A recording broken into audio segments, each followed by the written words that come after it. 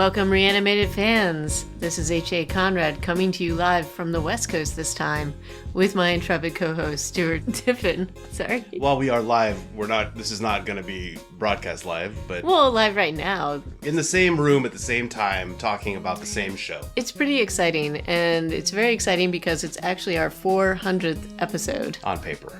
On paper, not in theory. In reality, it's like our 500th, probably. Well, in any case, I would like to say that we had planned this, but really it's just an impromptu thing. And, you know, maybe the best laid plans go awry, so this is probably good that it was an impromptu thing. But it happened to coincide with the premiere of the newest episode of the newest Walking Dead franchise, which is unfortunately named The Ones Who Lived. But, you know, we'll go with it. And anyway, it's good. And we're here in the same space. It was fun watching it. And we're going to talk a little bit about that. But before we do that, we have a couple of little zombie news tidbits. One is that there is I guess zombie is what they call them. I guess a zombie comedy. Yeah. With Zelda Williams, who's Robin Williams' daughter. And Cody Diablo, I think, is the director of this, and she's the one who directed Juno. Yeah. And so there is a whole article about this, and I'm happy to watch it and review it. How are you feeling about it? I don't really know what to expect. I think I respect Cody Diablo's work previously, so I don't know anything about Zelda Williams. Right. And Cool this name. is called Lisa Frankenstein. And so I guess we can check it out when it comes out. I think it's coming out pretty soon. And weirdly, I hadn't heard like a ton about this. I think I saw one little thing about this, and then this is sort of like the big thing that I've heard. So in any case, stay tuned and we will probably take a look at it and, take it that from there. In other news, did you want to talk about zombie viruses?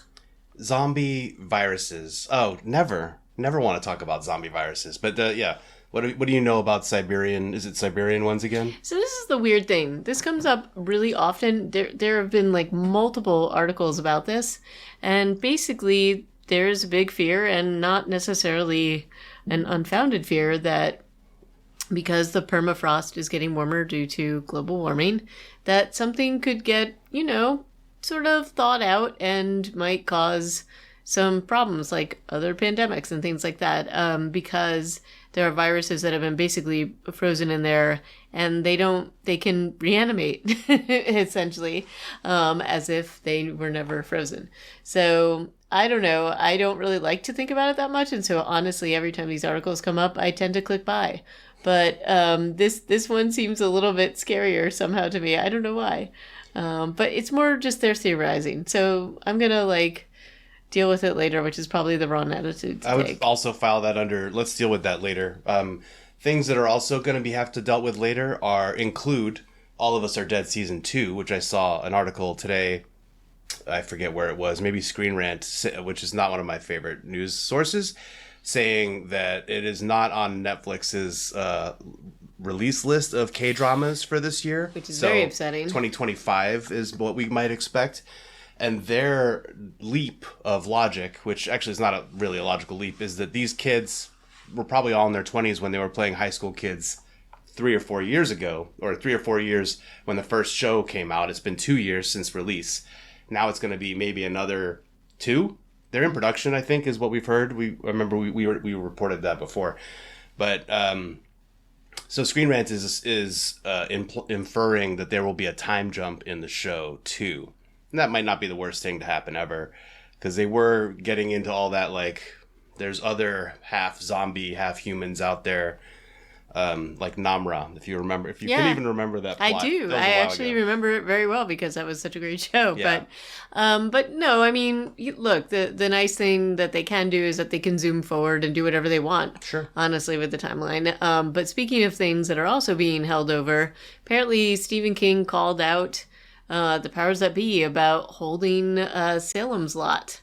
And so that, I'm not quite sure all the details that surrounded that, but we've noted several times that there have been conflicting reports about when this was going to be released.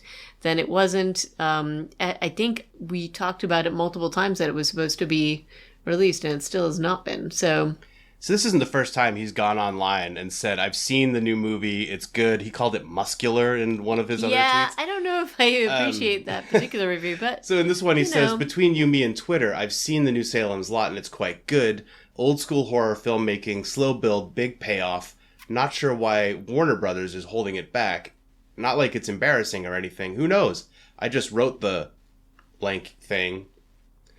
It's getting to the point where he's trying to, I don't know, shame a multinational company into releasing a movie. I don't think that's going to work in the long run.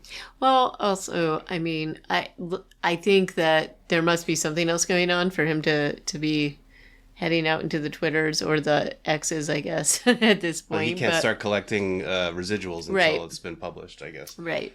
But we also know that his track record in terms of, films that he is really super attached to, like he does create the storylines, but there's a lot more that goes on with it. And it does worry me a little bit because I know that they had to re-edit certain things, and that usually doesn't bode well for the quality of whatever the product is. But maybe it's great. Maybe there's other things. Maybe they are timing it specifically to come out like at Halloween at this point. I don't know. But we will wait and see, and we'll report on the multiple announcements that they make about it in the near future. I mean, April, I think, is the anniversary of them taking it off of their schedule, release schedule. And then they missed a whole Halloween, like, I don't know. So it's beyond my ken. I don't get it. Stephen King doesn't get it. And things that we wish were being held back. Zombies 4, the Disney style thing is coming out. I know. I'm just saying, it's there. We have to talk about it just to say that. We're never going to review it. I mean, my kids are probably going to want to watch it at some point, so I'm somewhat resigned to that. You can bond with them over it. They want to join you in your zombie love, Stuart. It's true. What's not to love? Oh, we'll see. I've never watched any of it. If it's anything like Descendants, I was a little bit kind of not really interested in that show, but then honestly, it had some pretty good choreography and good singing. So maybe Zombies is a great franchise that I just haven't given it a chance. It could be their starter zombie franchise. Yeah. You don't know. Yeah. I've seen some of those cast members actually doing like game shows, and they're actors. They're charismatic, charming people. So probably fine. But this is not why we're here today. AJ Conrad, what are we actually going to be digging into? I mean, you already said it at the top of the show. I did. But we watched an hour of The Walking Dead: The Ones Who Live not long ago. Do you want to do first impression? Well, I want to talk about a few things, but first of all, we should give a quick warning. There's a warning in the episode, and trigger warning. There is a suicidal moment or a pre-suicidal moment. There's a lot of self-harm. There's a lot of self-harm in this. So just flagging it for anybody that may want to know that and just avoid that. So putting that out there just before we even start talking about the show, because I think that's important. But so there's that. But with that, moving on, and if you haven't seen the episode, please don't listen to this and come back after you've listened to it and then let us know what you think. But this is the long-awaited spinoff show with Rick and Michonne. And we watched the opening credits, and there is a lot of credit given to the two leads of the show as creators, as writers. Yeah. Danae Guerrera and Andrew Lincoln are listed along with Scott Gimple multiple times in the opening opening credits. Yeah, like you said, as creators, story concept, he did the teleplay, but they came up with the story. Yep. So that feels kind of like fresh. When you think back to what was the year that Rick left the show, Andrew Lincoln left the show? Do you remember? The actual year? Yeah. Oh my gosh, I don't even know. But so it was season 7? No, it couldn't have. It must have been later than that. I don't know about that. I should not ask stupid questions I don't know the answer to. Well, you can edit this out later. I thought it was season 6. No, 7. I think it was 7. 9. Oh, there we go. We're way off. Way off. So it's been. It was because of that one season that felt like an there was eternity. season 11 took, and season 10 had like extra time. So in like real years, it's been 200 years since Andrew Lincoln left The Walking Dead, but it's been like 5 in real time, I think, or 3 or 4. A lot of time has passed. Denai Guerrero left shortly after him, one season later. It's kind of a trip to see. I mean, and right to the end of the episode, they're back on this show together. This is a show about both of them. This does feel like new ground is being trod. It's new ground. I don't know of any other franchise where people have been, off the show for this long and come back in this way, and something that features basically the two stars of the show in their own thing, kind of separate from the original franchise. I'm sure there must be something, but I cannot think of it. But this feels like unprecedented, honestly. But it was really good to see Andrew Lincoln, I will admit to you. I will say, whatever he has been doing in these years, his beard has gone a little bit more gray, but his skin looks dewy soft, and he really looks incredibly, he looks so much better than he did at the very end, which, was, if people remember, he was incredibly, ground in, and he had the crazy eyes going for a while. He looks fantastic. Andrew Lincoln is fit. Yeah, he looks good, for sure. He does look good, I agree. Considering I've only seen him do, one made-for-TV movie of A Christmas Carol, I feel like, Andrew Lincoln. I don't know what else he's been up to. I think he's been hanging out and, I don't know, working out, I guess. Making up for all that time in Georgia. But it was good to see him, and it was good to see his character, and honestly, he jumped right into it, and I'll admit to you, I was a little bit worried, because sometimes you see these things happen where people are a little bit away from whatever show it is, or whatever character it is, and honestly, it takes them a minute, or they just can't get right back into it. It feels almost like they're trying to find whoever that was again. And oh no, he is full on Rick. He is Rick Grimes, and he was always described in behind the scenes stuff as being really kind of method. Always had his headphones in, was always kind of in the zone, spoken an American accent on set. So maybe that's easier to channel when you're like that at work. If you've always acted one way, and now he's around the same people in Georgia and Jersey City apparently, and sort of Philadelphia, I guess. But he, basically we get to see also what happened in the CRM, and there's a few things that are explained to some extent. We should talk about the fact that there were not flashbacks, there was sort of a recap scene. A really scattershot recap. It's like a lengthy recap that also reminds you of how much time has gone by, because Judith was... so little. Was she an infant still, basically, when he left? She was like a toddler? No, she was... But... Was she? No, she was still... The time jump happened after he left the show. Oh, so I guess maybe she was. Right? All that time is when Daryl is out walking up and down the riverbanks. Michonne has that falling out with Hilltop and the Maggie stuff. I guess it all kind of blended a little bit. I mean, it's been a while. But no, I mean, there's been a bit of time passage. So they were definitely trying to cram a lot into this just to flag certain things that you may have forgotten.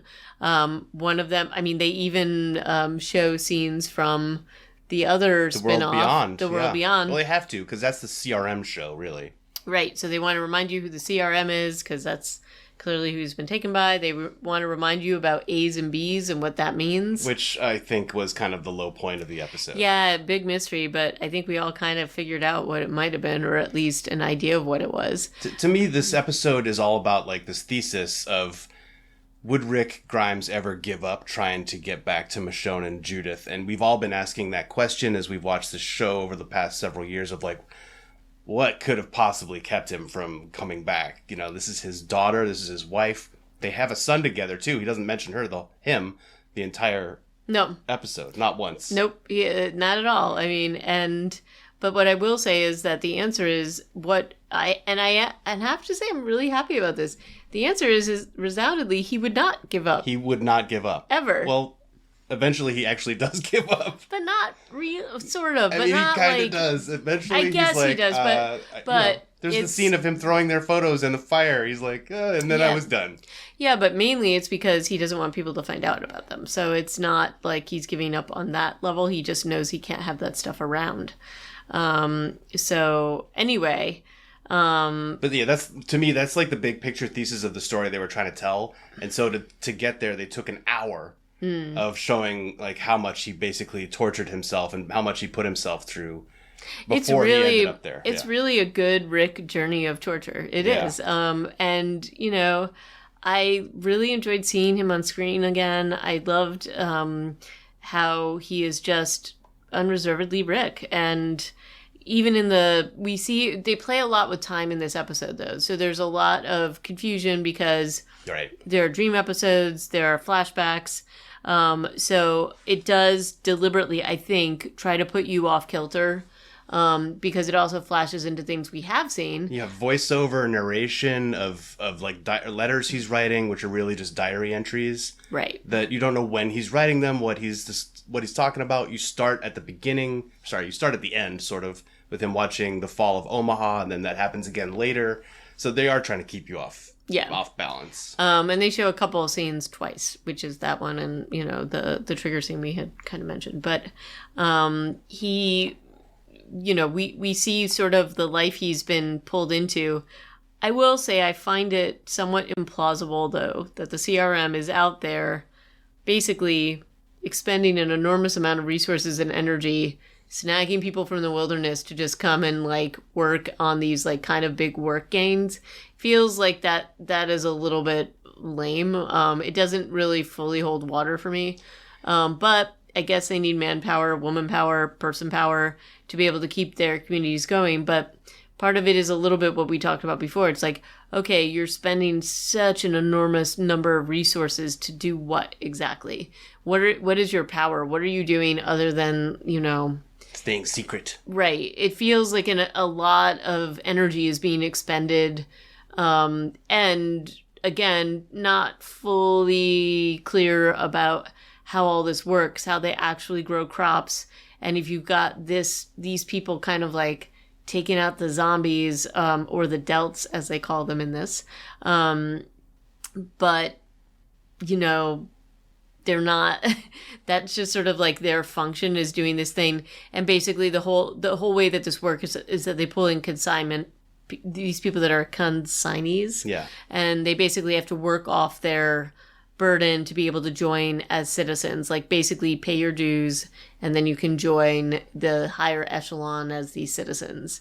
But the payoff seems to be kind of like, I don't know, it just feels... Well, the standard route, I think, is what this Esteban character is supposed to show us. Right. Is he was a consignee for 6 years and then finally he got a job basically running their utilities. Yeah. Which feels like he went in right at the top of a pretty important job. So like that's the good stuff that's the sweet, you know, treat that they're looking for. Rick, of course, is just like, because he keeps trying to run away and they're like, why are you trying to run away? And we should have killed you anyway. He's stuck on murdering walkers. I think you and I are always wanting to see how they get their food. They kind of made us ask this question in The World Beyond because they basically blew up Omaha because of food. They were like, we cannot support this community, which was just mind-boggling. So we always wanted to see that with the Commonwealth. The Commonwealth. They never showed us their but they can have cakes and ice cream, no problem. Cakes, they had ice creams, they had M16s, but yeah. I still wanted to see the food. They gave a little tip of the hat to this with some discussion of millet, but that was about it. Because apparently Okafor, his bedroom is just lined with millet plants. But I mean, you do have Rick, you know, and he's not behaving well, so maybe that's why he's consigned to this. Maybe the consignment process is to basically weed out the people that would be a threat to the community and gives them time to assess that. I guess I could see a little bit of that. But again, I want to see more about how they are supporting these communities. You know, they really just sort of show us a little bit of like, oh, this is what it's like to be a citizen. And they're hanging out on a picnic bench in some green, I don't know. It's Woodbury all over again. Yeah, basically. So anyway, they're never going to show us exactly what we want to see, which is honestly the super nerdiest things. When what I imagine it's like is more like Handmaid's Tale, Econo wives, commanders. I don't imagine that the CRM city, which has like newspapers and stuff we saw in The World Beyond, is just like super happy place. But you know, that's what it is, I guess.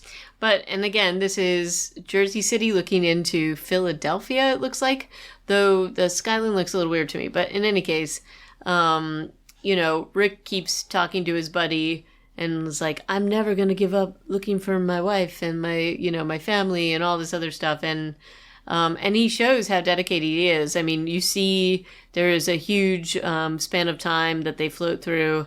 And Rick, this was a piece that they definitely kept under wraps. I definitely was not aware of this, but they have his first, or I mean, at least this escape plan where he basically is sent out to take care of some burning walkers and decides to cut off his own hand. And we both thought it might be a dream sequence at first because it was so drastic. And even though we've seen all these shots, I mean, maybe I haven't been reading people's reactions to the trailer. Maybe people were pointing out that he had no hand on his left and out of his left sleeve. We've seen these shots in the trailer. I just never noticed it. He pulled a Rick from the comics. Like that happened in Alexandria, I want to say, or somewhere like that is when he cut off his hand in the comics. So yeah, it was early. It was pretty early on. But now he finally is missing his hand, like his character in the book, and he kind of quickly gets past that and gets a badass new prosthetic with that little it's like a black, it's a little switchblade knife that comes out of the thing. Yeah, a black fist with a 6-inch to 9-inch knife comes out of it. I guess I thought because they didn't go that route at all during the entire show, I did not think that they would do this. So it was pretty, I was like, all right, go, you go. So yeah. So they showed that. They also show his interactions with Okafor. Okafor is his like recruiter. This guy, this is also like the A's and the B's and Okafor's plan, which to be fair, we don't really know exactly what he's trying to do. In theory, he's recruiting people like Rick and this other character, Thorn, because they are A's who were let in accidentally or accidentally on purpose. They're not supposed to be letting in anybody with a backbone to the CRM, and Rick has backbone for lots of people, apparently. And so does this woman, Thorn. And Okafor, who's kind of one of the architects of the CRM, is what this other guy, Beale, makes it sound like later. Locke from Lost. Also, that man has not aged. Terry O'Quinn looks really good. He's looking good. The Okafor is like, I want to change it from the inside, but he doesn't really say what kind of changes he's looking to implement. I don't feel like I got that message, although he was like, now let's read a book about the Cold War. I don't understand that. There was a lot I felt like that was happening. I was like, I don't know what's happening. There was a lot of ground. I feel like they were trying to cover a lot of ground, and they were trying to give us a lot of information. Yeah. Some of it was very successful, and some of it wasn't. But now this architect of this change is gone because he doesn't last through the episode. No. So you're like, well, why did we do all that? That felt like a lot of work for me. It's a lot of work. I mean, I think the big things in this episode are that we established that he is definitely trying to get back to Michonne.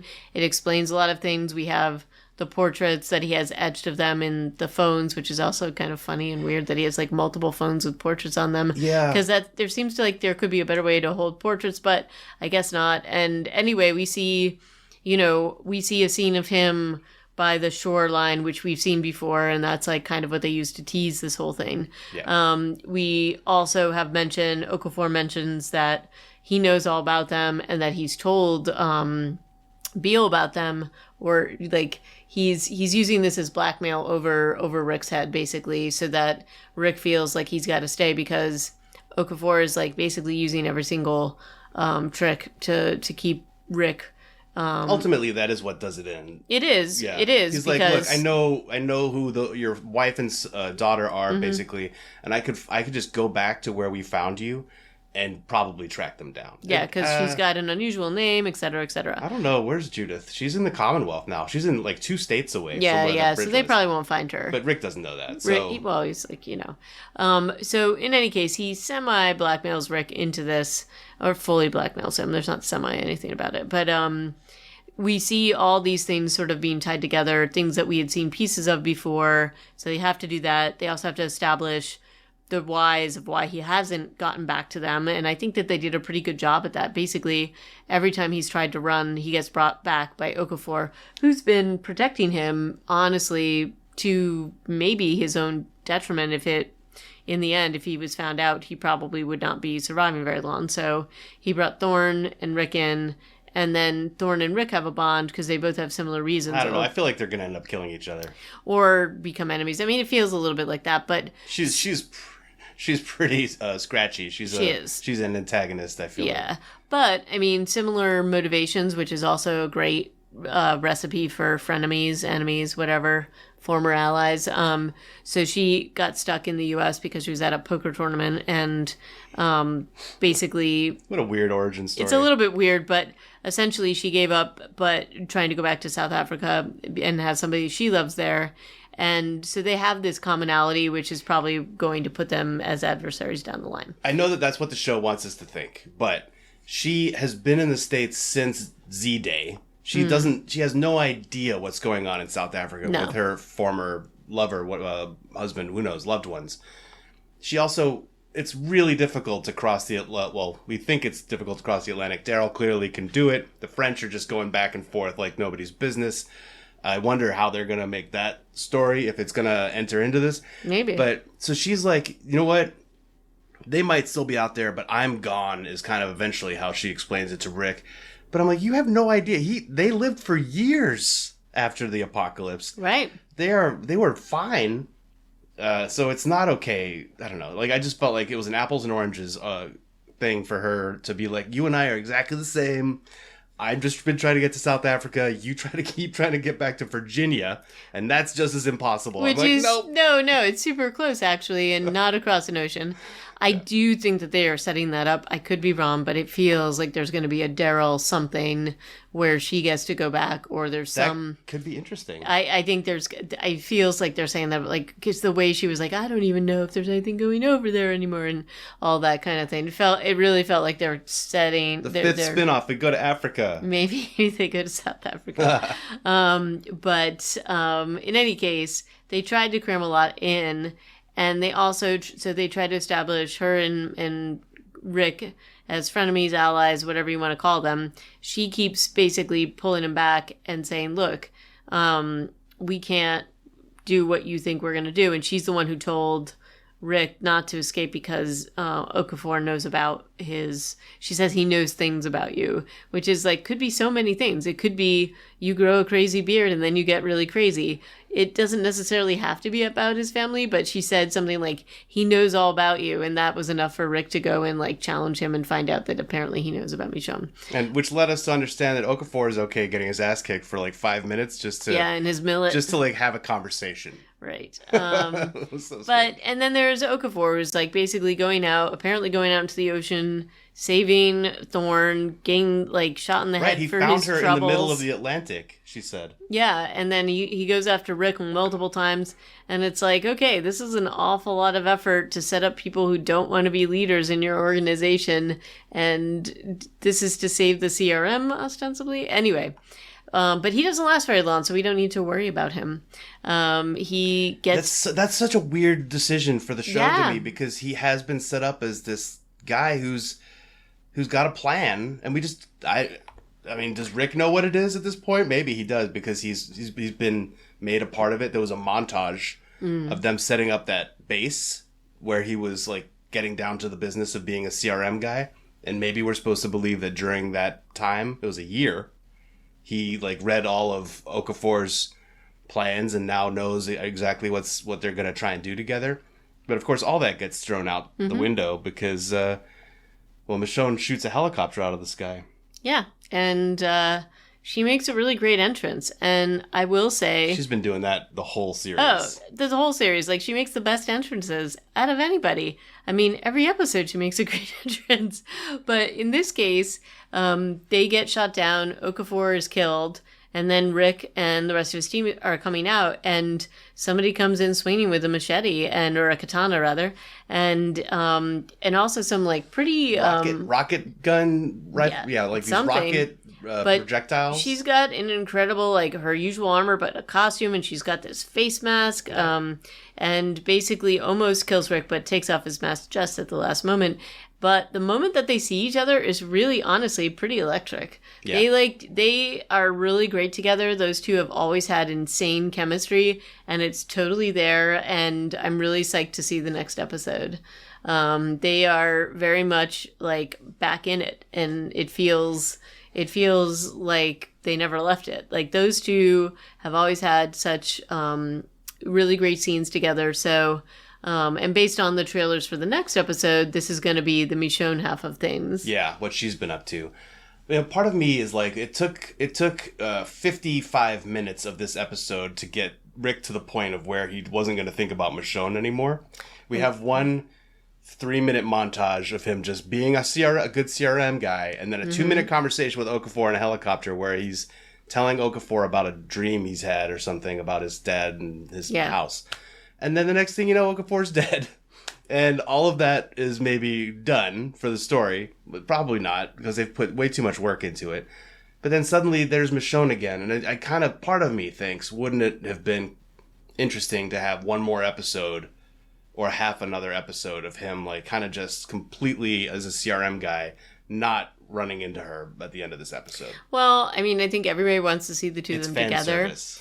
And they did actually see them together, even though they weren't in the same space in reality, because all of his dreams are about her. Oh, they're also about her in this, like, weird, like, you know, not in this world. They're both almost in, like, these apparently very boring corporate day jobs. And he's courting her and having these recurring dreams of Michonne and bringing her pizza and, like, offering to marry her. So there's all that. Her hair is amazing. Her hair is, well, she looks amazing no matter what. No matter what she does, she looks amazing. But that is a whole thing throughout this whole episode, is, like, he just is completely at peace whenever he is with her. Again, both of them, their skin looks phenomenal. They really have not aged at all. They look so good. And so that is definitely an aspect of this. And you just skipped over a pretty vital piece. We've never really known about Rick's background. Well, like his dad, yeah. That was a completely new backstory. Yeah, so there's a whole thing where his dad is a farmer and basically set fire to crops to save the farm because it was failing, and I guess maybe insurance. I don't know. Insurance fraud, basically. And this is the first time we've really heard anything truly about Rick's background on this level, at least on this show. So I thought that was kind of an interesting thing, and an interesting thing to introduce in a helicopter right before everything goes to hell. Mm-hmm. And right before you kill Okafor, who has been this, I really thought he was in it for the long haul. I guess I was wrong, but I was pretty great actor. I mean, he did a great job. Oh, he's fantastic. But this was sort of a, like, and I knew that something had to be coming because it was almost like too easy. Like Rick's not just gonna like give up. They have to do something, and they did. And then he's right back with Michonne. But I think that's part of what's so effective, is that he actually had given up on seeing her again. He wants to protect her, so he hides the whole the iPhone portraits, which obviously can identify her. These portraits of them are not very good. They're not fantastic. They're like line drawings. They're ideas of people, which I think. I also thought that was kind of a cool idea, because it's like you can't take a photo of somebody. Yep. So you're going to have these things that just like evoke what you think of somebody. I have a very interesting question to ask you, which, you know, I had this conversation with somebody recently, and it was really kind of surprising, but and I'll admit, it's my husband. I had the conversation with him. Apparently, he has a really hard time picturing people's faces. Like, he can picture photos of them, but he can't think of them as like they are in real life, which is maybe a type of facial blindness, and some people have that.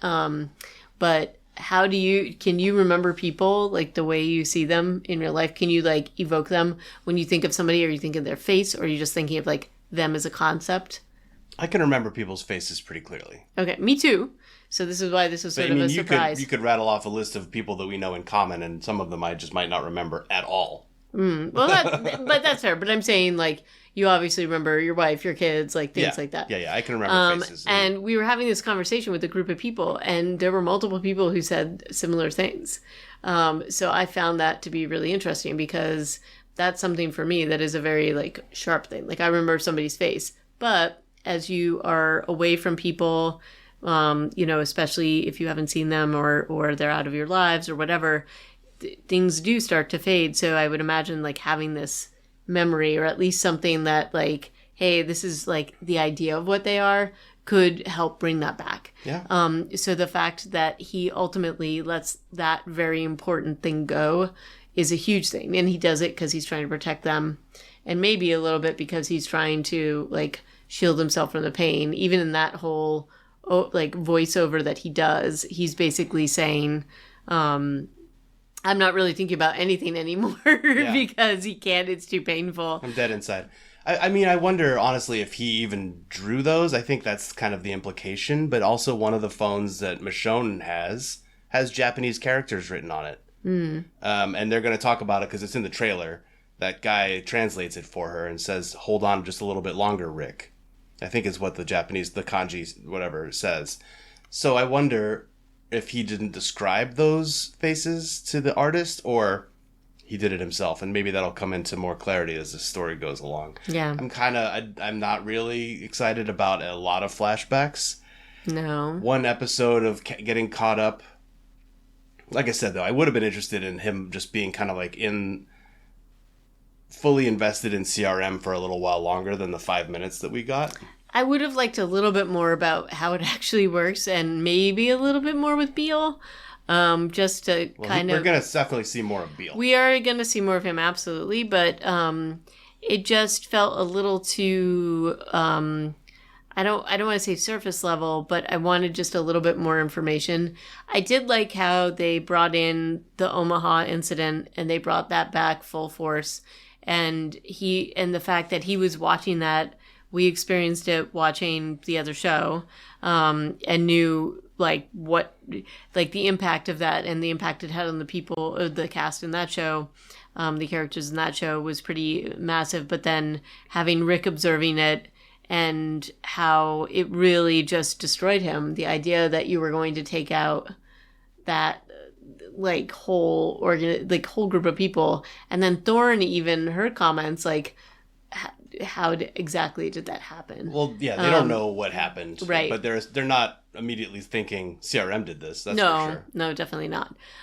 So I feel like there's going to be a little bit more. Do you think they're going to bring some of the characters back because they keep referencing these things? I mean, Jadis is coming back. Oh, she's definitely coming back. But I mean, some of the other characters it feels like maybe they'll do another show in Portland when the sisters are all grown up. Maybe.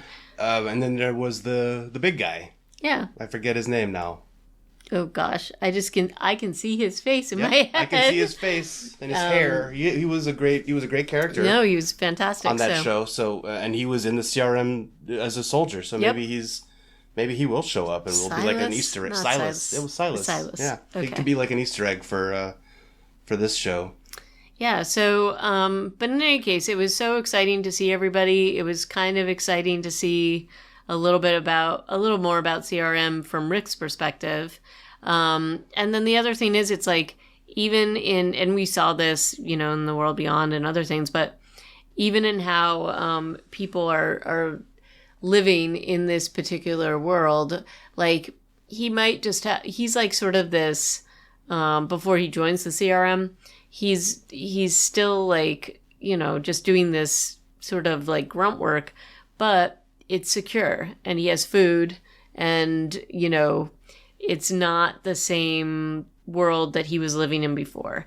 And then once he joined CRM, there's even more security and you have like a little bit like the Commonwealth, like you have like a nice place to live and you have food and you have all these people around you and you get to sit by, look at the skyline without worrying about dying. So it really is such a contrast from what he was experiencing before, although obviously we know he wants to go back to that. But all he wants is freedom. Yep. And he doesn't want people choosing for him until he eventually chooses not to choose anymore. Yeah. And then the other thing he keeps saying is like, oh, nobody's allowed to leave. I mean, we've talked about this before. It's like, if you set up a society in this way, people are going to leave. Like, there's just no way that they're going to, like, maybe out of fear, maybe some of them buy into the whole CRM mantra and their whole thing, but I don't know. And maybe, again, that's why they go after Bs instead of As. And the explanation we hear about Bs and As is that Bs are just, like, good survivalists, but they don't really fight for what they believe in. Or they'll fight just to survive versus fight to the death. So that's sort of the distinction that they finally make. I mean, I know it was a long time coming. many seasons before we figured out what A's and B's are, and that they like put that whole thing into the ether. But there you go. Yeah, it's kind of, it's also just a little bit ludicrous that Jadis would be calling in a helicopter to pick up a bee. Yeah. I feel like bees must be lousy all over the U.S. But A's they don't want. So it's also just like, okay, how does this recruiting thing work? You really need to go find them by helicopter? And you need agents like Jadis out there to find you some bees? Well, and also, didn't it feel implausible that she was actually an agent? Like, the whole thing of her whole thing. Everything about her has been implausible. Yeah, it's a weird thing. Maybe we'll find out more, I guess, in this whole season. But she's an incredibly strange character, and that just seems absolutely, like, not... It does just not seem like it makes sense. And, again... The energy expended to come and pick up some guy who's half dead after a bridge. He got blown up off of a bridge. And was impaled on rebar right before that. And also, wouldn't people hear the helicopter? Wouldn't they, like, think that this is kind of a weird thing that they haven't seen? We're a secret society who fly around in helicopters. I mean, helicopters are some of the loudest things that you can hear, and especially when there isn't any background noise at all in the world, and you think that that's not going to attract attention. And they're flying all over the place. They got a lot of helicopters, yeah. They fly these helicopters like there is no tomorrow. And also, again, like we see a little bit of like, at least they went on a fuel run. At least they went on a resources run. Yeah. And we saw a little bit of that. But even so, that's still not going to keep them in fuel for the longest time, right? Yeah, unless they're refining it themselves. Maybe. But so, yeah, there's a lot of questions still about CRM. There's questions that we might not get answers to next episode, but we're going to learn more about Michonne and those folks that she joined up with at the end of season 10, I think, when she joined that giant convoy going through the wilderness. So we'll find out more about her adventures, where she gets rocket bullets from, how she learned how to shoot down helicopters with one round that goes right into the guy we need to tell us what's happening next. I know. But in this one, I think it was effective. It was good to do that. Oh God, Rick is such a mess. And we know that he would have to go through a lot to get to where we find him at the end of the episode. So overall, I think it was successful. It just had a couple of Gimpelisms, maybe? Oh, yeah, that's probably a good way to put it. I guess we're going to see Michonne's side of things in the next episode. I do think that once we actually get into real time with the two of them are interacting, I do feel like Rick's going to have a lot of explaining to do. Because while Michonne is super happy to see him, he is fully tricked out in CRM stuff. He was in this helicopter. I definitely don't think that she expected to find him. But maybe we're wrong and she had some intelligence about this. But probably she wouldn't have tried to shoot down a helicopter if she thought he was in. So if she thought some of them were okay, she probably wouldn't be doing that. My guess is she thinks that they're holding him somewhere, and so she was trying to find her way in, or maybe take hostages. Or she was just killing all those guys. She was killing all those guys. You're right. So I don't know.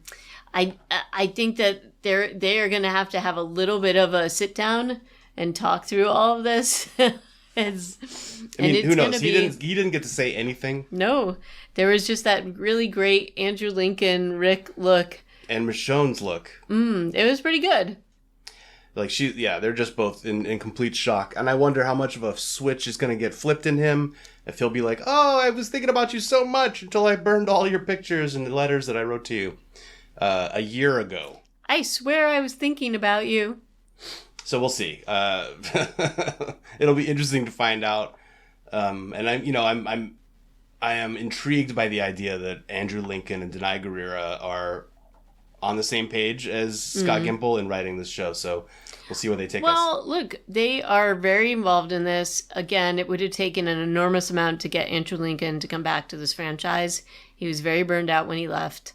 I know that this has kind of gone through several evolutions about what it was supposed to be. It was supposed to be like movie yeah. Maybe and a bunch of movies. Pandemic happened too, so that was maybe something that got into the way of things. But I actually am kind of heartened by the fact that the two of them are involved in this, because I do think that they're both invested in those characters and in the whole story. So I'm hoping that means positive things, but you never know. Yeah. So we shall see. However, I'm psyched that they're getting credit. That's also a pretty positive thing. But it's kind of all the thoughts that I have currently on the show. Do you have Same. anything else? So if you've seen it, if you want to share your thoughts about the premiere of The Ones Who Live, even if it's just about the title, give us a shout. You can email us at reanimatedpodcast@gmail.com. You can leave us a review anywhere you listen to your podcasts, and you can find all of our previous episodes online at reanimated.podbean.com. That's a good job that you just did there, Stuart. Thank you. I'm very, very proud of And you. now you've seen me do it live, so you know what the mouth movements look like. You can do it. It's great. It's great. It's never going to happen. No. This was our 400th episode of Reanimated. Thank you for listening to it. I'm Stuart. Thanks for listening. I'm HA, and we do appreciate your patronage. All right. Until next time, ciao. Bye for now.